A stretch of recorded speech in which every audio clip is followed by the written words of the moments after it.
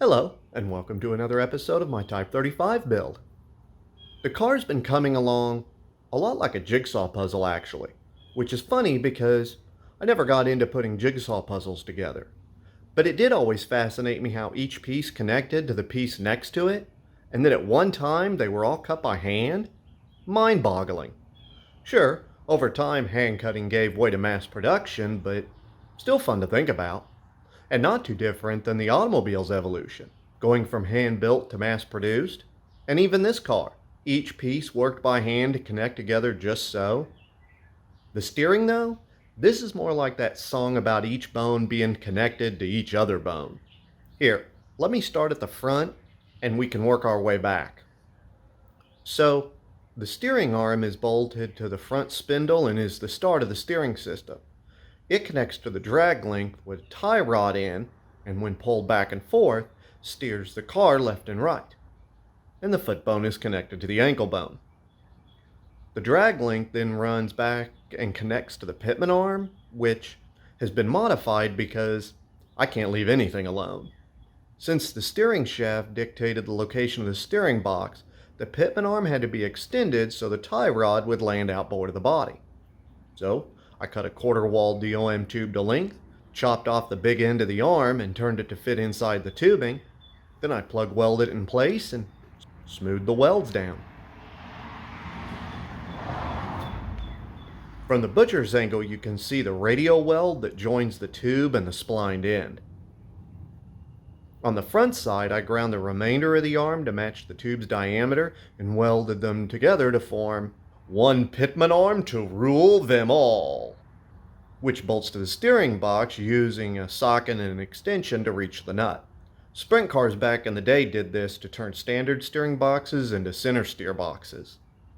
There's still a little bit of work to do where the arm meets the box to make that transition look a little less clumsy, but for now, the ankle bone is connected to the shin bone.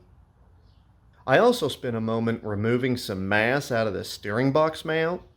The big, flat top plate where the box mounts looked kind of ugly and a little heavy. So, I took a little kerfage out of its end so the bracket'd look a little more svelte. Looks a little better. Lighter. Slightly more French. I also got the steering shaft and U-joint installed, which, with all the math that went into determining its position, pays off when you get down and see that it lines up perfectly with the angle of the bulkhead. The height of the steering box, its location fore and aft in the car, and the angle of the steering wheel, all calculated so when you look at the shaft, which is out in plain view, it looks pretty running parallel up with the firewall and into the passenger's compartment. And the shin bone is connected to the knee bone. What you can't see is the steering wheel. A lot of the fiberglass cars end up, because of their high seating position, with the steering wheels poking up over the cowl, looking all awkward and just begging for bugs to give you a knuckle sandwich. Wait, I think you give the bugs a knuckle. Doesn't matter. I mounted the steering wheel down low, behind the cowl and in front of... Uh-oh. Spoiler alert. The steering wheel wasn't the only thing mounted to the dashboard. We'll get to the gauges in a minute, but for the sake of continuity, if we can focus on the steering wheel, it's a reproduction of a bell-type wheel that was used in the early days of sprint and IndyCar racing. It's mounted to the steering shaft with a quick disconnect, and the shaft is supported through a spherical bearing at the dashboard. Wait, what were we on? Knee bone? Thigh bone? I don't know. Sing along silently while I move on completely. The four-spoke wheel was chosen because it's what Type 35s had originally. But also, when you look at the tack, which has been mounted to the left of the wheel just like a Tory would want it, you have an unobstructed view of the gauge. Almost like it was an intentional design choice or something. Moving on to the gauges. Let me move and see if I can get down. Oh yeah, that's like the money shot right there.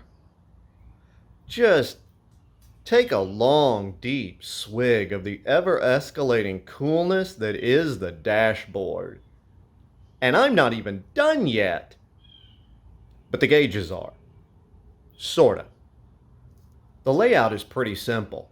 Tacho on the upper left, oil and water on the lower right. I chose half-sweep gauges with a lower brow on them. I think Type 35s all had exposed needles, but I saw a couple with covered needles and thought that looked better, so totally had to score a pair.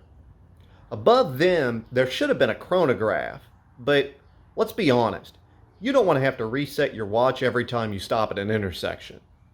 Besides, could you imagine a cop asking how fast you were going and all you can say is, Not without pace notes on a navigator. so, chrono is out and speedo is in. Something else is, I do not intend to keep those red pointers. I scoured forever for gauges because they had to be white-faced.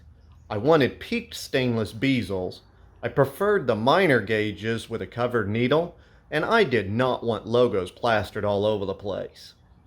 It all kind of narrowed me down to these guys with their bright red needles.